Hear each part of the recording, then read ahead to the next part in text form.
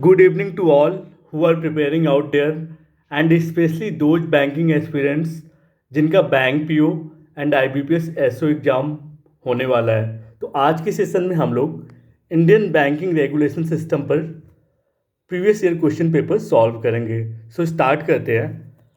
आपका पहला क्वेश्चन है, purpose of this act is to provide safety in interest of depositors. तो इसमें जो आपका ऑप्शन सही होगा वो बैंकिंग रेगुलेशन एक्ट 1949 है ना। इसी का पर्पज है कि जो डिपॉजिटर्स है ना उनके इंटरेस्ट को सेफ्टी रखना। ठीक है। Now the banking regulation act 1949, देखो जो आपका बैंकिंग रेगुलेशन एक्ट है 1949 का, इस एक्ट के तहत ही आपका सारा बैंक फंक्शन करता है ना। इसके प्रोविज़न के रिगार्डिंग आपकी जो कंट्री का सारा बैंक है वो फंक्शन करता है। तो जो बैंकिंग रेगुलेशन एक्ट 1949 है वो एक फ्रेमवर्क देता है for regulation of all banks. ठीक है। और दूसरा सुपरविजन भी रखता है, मतलब सभी बैंक्स, सभी commercial bank banking regulation act की निगरानी में वर्क करती है ना, एक्टिविटीज़ पे। Now banks in India are regulated under, देखो जितने भी बैंक्स इंडिया में हैं वो किसके अंडर रेगुलेट होते हैं? Banking regulation act 1949। Now in terms of section 5 clause 1 clause E of the banking regulation act 1949, a bank company means any company which, देखो जब आप सेक्शन 5 क्लॉज 1 का सब क्लॉज ई पढ़ोगे बैंकिंग रेगुलेशन एक्ट 1949 का, तब आप उसमें पाओगे कि जो बैंकिंग कंपनी है उसका मतलब transact the business of banking in India होता है, undertakes lending of money भी होता है, accept deposit from public and invest the same as trade and industry भी होता है। एंड ये क्या करता है, जो बैंकिंग कंपनी है वो पब्लिक के पैसे भी डिपॉजिट करता है। ठीक है। तो एक्सेप्ट डिपॉजिट फ्रॉम पब्लिक, तो इसमें चारों ऑप्शन सही है, आप अच्छे से देख लो। नाउ अब देखो, the statutory base for the deaf constituted by the Reserve Bank of India is provided by section 26A of the Banking Regulation Act 1949. In DIF the letter A denotes awareness। देखो D क्या है, E क्या denote करता है? देखो A जो है वो अवेयरनेस डिनोट करता है डीफ में, और ई जो है वो एजुकेशन डिनोट करता है। ठीक है। एजुकेशन एंड अवेयरनेस के लिए डीफ स्कीम बनाई गई थी। डीफ स्कीम में क्या होता था कि अगर किसी का पैसा 10 साल से ऊपर अकाउंट में जमा है एंड उसके लिए कोई क्लेम नहीं कर रहा या उस पैसे को लेना नहीं चाह रहा, तो जो बैंक सिस्टम है वो क्या करता है, ये इस डीफ स्कीम में पैसे को ऑटोमेटिकली ट्रांसफ़र कर रही थी। कब? जब इसका कोई क्लेम ना कर रहा हो ओनर वगैरह, है ना, मतलब जिसके जब पैसे कोई लेने नहीं आ रहा है तब करती थी। ठीक है। डीफ जो है वो पब्लिक वेलफेयर के लिए वर्क करती थी। तो इसमें ए का मतलब अवेयरनेस से है, ई का मतलब एजुकेशन से है। ठीक है। Now when was Imperial Bank changed as State Bank of India, मैंने बताया था ना जो आपका इम्पेरियल बैंक ऑफ इंडिया है 1921 में ये बैंक थी, अब उसका नेम चेंज होकर क्या हो चुका है, स्टेट बैंक ऑफ इंडिया। और ये कब हुआ था? 1 जुलाई 1955। 1 जुलाई 1955 मतलब जब इसका नेशनलाइजेशन हो गया था इम्पेरियल बैंक का, तो वो जो इम्पेरियल बैंक है वो स्टेट बैंक ऑफ इंडिया बन गया था। ठीक है। Now the government passed the state Bank of India subsidiary bank act in, देखो जो गवर्नमेंट है ना, state Bank of India act तो 1955 में ही बन गया था। ठीक है। बट जो सब्सिडरी बैंक, मतलब हमने देखा था ना कि स्टेट बैंक ऑफ इंडिया के अभी प्रेजेंट में 8 एसोसिएट बैंक है। ठीक है। 5 तो आपके 2017 में ही जुड़े थे। ठीक है। तो ये जो एक्ट है ये कब का है? 1959 का। सब्सिडरी मतलब सहायक, जो स्टेट बैंक के एसोसिएट है उन्हें सब्सिडरी बैंक कहते हैं। और टोटल 8 एसोसिएट बैंक है अभी स्टेट बैंक ऑफ इंडिया में। ठीक है। ये एक्ट 1959 का है। Now issue related to voting rights for governance of banks is provided in, देखो वोटिंग राइट्स के लिए किसमें, बैंकिंग कंपनी एक्ट 1970 में वोटिंग राइट्स प्रोवाइडेड है, ठीक है। Banking company act 1970। नाउ देखो रीजनल रूरल बैंक का जो एक्ट है वो तो 1975 में आया था, पर इसका लेजिस्लेशन 1976 में स्टार्ट हुआ, ठीक है। Now this act as an effectively tool for bad loans recovery, जहाँ भी लोन रिकवरी आए बैंकिंग में, उस पर हर बार आप सरफेसी एक्ट को मानना, ठीक है। सरफेसाई एक्ट के ही यूज से जो बैंक ट्रिब्यूनल है ना, जो बैंक के जो लोग हैं वो बारोवर से अपने दिए हुए लोन को लेते हैं, ठीक है।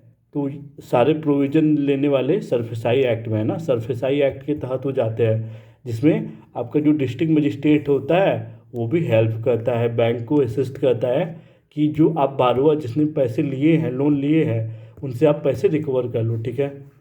Now which of the following act is specially launch to facilitate banking, देखो जहाँ भी रिकवरी आए यार, रिकवरी ऑफ लोन आए, ठीक है, उसमें सरफेसाई एक्ट आएगा। तो सरफेसाई एक्ट कब आया था? सरफेसाई एक्ट 2002 में आया था, ठीक है। अब देखो according to SARFAESI act 2002, the registration and regulation of securitisation companies are reconstruction companies is done by RBI द्वारा होता है, ठीक है, रिजर्व बैंक ऑफ इंडिया द्वारा होता है। Now SARFAESI act provides which alternative methods for recovery of non performing assets, देखो SARFAESI act जब आप देखोगे ना तो आप उसमें ये सारे मेथड्स को पाओगे, securitisation, asset reconstruction, enforcement of security without intervention of the court, है ना। कोर्ट इंटरफेयर नहीं करती, अगर बारोवर ने लोन लिया है तो सरफेसाई एक्ट के तहत आप जाके उससे लोन रिकवरी कर सकते हो। इसमें जो बारोवर है वो कोर्ट के लिए सू नहीं कर सकता, क्योंकि उसके पास कोई राइट नहीं होती, इसने लोन लिया है ना बैंक का, तो सारे राइट्स बैंक के पास होते हैं, ठीक है। Now SARFAESI act 2002 is applicable in banking industry for, SARFAESI act को क्यों हमने, अब कितने बार बताऊँ मैं, ये लोन की रिकवरी के लिए होता है, security for recovery of bad loans, ठीक है। सरफेसाई एक्ट क्यों होता है? लोन्स की रिकवरी के लिए होता है। अब देखो which act government remove floor and, तो इसमें RBI अमेंडमेंट 2006 एक्ट जो है उसने क्या कर दिया था, रिमूव कर दिया था CAR एंड CRR को SLR होने से, ठीक है, SLR पे जो प्रोवाइड होता है, ठीक है। नाउ वोटिंग राइट्स अभी मैंने बताया बैंकिंग लॉज में है ना, वोटिंग राइट्स किस में था? बैंकिंग लॉज एक्ट में था, ठीक है। Now banking ombudsman is appointed by, देखो जितना भी बैंकिंग ओम्बड्समैन है ये क्या होता है? सीनियर ऑफिशियल होता है, ठीक है। बैंकिंग ओम्बड्समैन क्या होता है? सीनियर ऑफिशियल होता है, जिसे कौन अपॉइंट करता है? Reserve Bank of India appoint करता है। ये जो बैंकिंग ओम्बड्समैन है वो क्या करता है, जो जितने भी लाइक जिसका भी बैंक में कुछ अकाउंट वगैरह है ना शेयर होल्डर्स का, उनके कंप्लेंट्स को सुनता है कि बैंक कैसा सर्विस दे रही है। अगर अच्छा सर्विस नहीं दे रही है तो ये बैंक के अगेंस्ट एक्शन लेती है ना, और आपको कंपनसेशन दिलाता है। कौन? बैंकिंग ओम्बड्समैन, ठीक है। Now mister Rajendra head file, ठीक है इसको छोड़ो, ये तो मान लो प्रैक्टिकल क्वेश्चन है, इसमें देख ही लो। अच्छा, मिस्टर राजेंद्र ने क्या किया, एक कंप्लेंट फाइल किया, कहाँ? बैंकिंग ओम्बड्समैन को, बट वो सेटिस्फाइड नहीं था उसके डिसीजन से, तो उसको अब क्या करना चाहिए? तो हमने ये भी देखा था ना कि अगर बैंकिंग ओम्बड्समैन अच्छा काम ना करे तो हम उसके अगेंस्ट एक अपील दाखिल कर सकते हैं, है ना, कहाँ पे? गवर्नर ऑफ RBI को। अगर बैंकिंग ओम्बड्समैन अच्छा नहीं काम करता तो आप गवर्नर ऑफ RBI के यहाँ अपील कर सकते हो, ठीक है। Now when was ombudsman scheme first introduced, ये कब हुआ था? जुलाई 1995, ठीक है। ओम्बड्स स्कीम सबसे पहली बार जुलाई 1995। How many banking ombudsman are there in 2019, हमने देखा था ना 22 होते हैं, 2019 तक 22 बैंकिंग ओम्बड्समैन इंडिया में हैं, ठीक। अभी करेंटली आप गूगल पे चेक कर लेना कि करेंटली कितने हैं, ठीक है। टास्क है, करेंटली आप गूगल पे चेक कर लो। Now banking ombudsman scheme is applicable to all the business of, सभी बैंकिंग कंपनीज पे ये बैंकिंग ओम्बड्समैन स्कीम एप्लीकेबल होता है, ठीक है। Banking ombudsman deals with matters less than are equal to 20 lakh या उसके ऊपर की मैटर्स को ही बैंकिंग ओम्बड्समैन के पास जाता है, ठीक है। कंप्लेन तभी आप कर सकते हो। नाउ हु इंट्रोड्यूस, किसने बैंकिंग ओम्बड्समैन स्कीम किसने इंट्रोड्यूस करा था? आरबीआई ने, ठीक। The bank should comply and intimate the compliance of award with two ombudsman with in 1 month, ये करेगा, ठीक है। ये देख लो कब इंटीमेट होगा, ठीक है। नाउ बैंकिंग ओम्बड्समैन क्या करता है? रिजॉल्व करता है, मतलब सॉल्व करता है कंप्लेंट ऑफ कस्टमर को, ठीक है।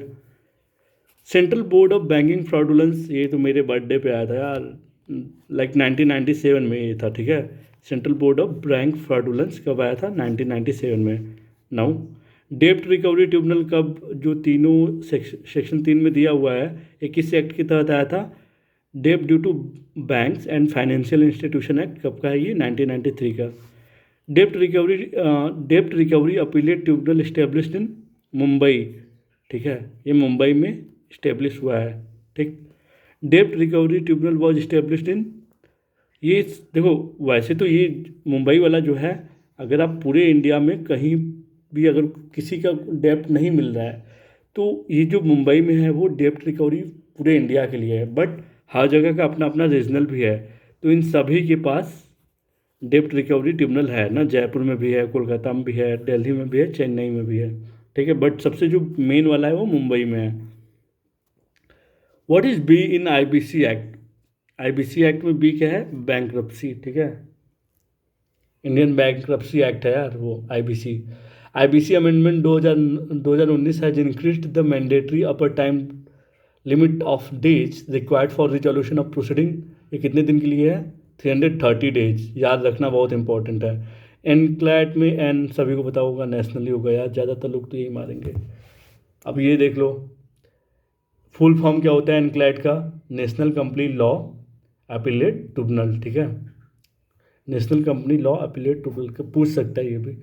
एनक्लैट कब कब आया था, कैसे कहाँ से आया था? Companies act 2013। तो हमारी ये जो क्वेश्चन है वो इंडियन बैंकिंग रेगुलेशन सिस्टम पे है ना, के टॉपिक पे है, ठीक है। अब हम कल अगला टॉपिक डिस्कस करेंगे और उससे के बाद उसकी भी previous year question paper solve करेंगे, ठीक है। So thank you for today.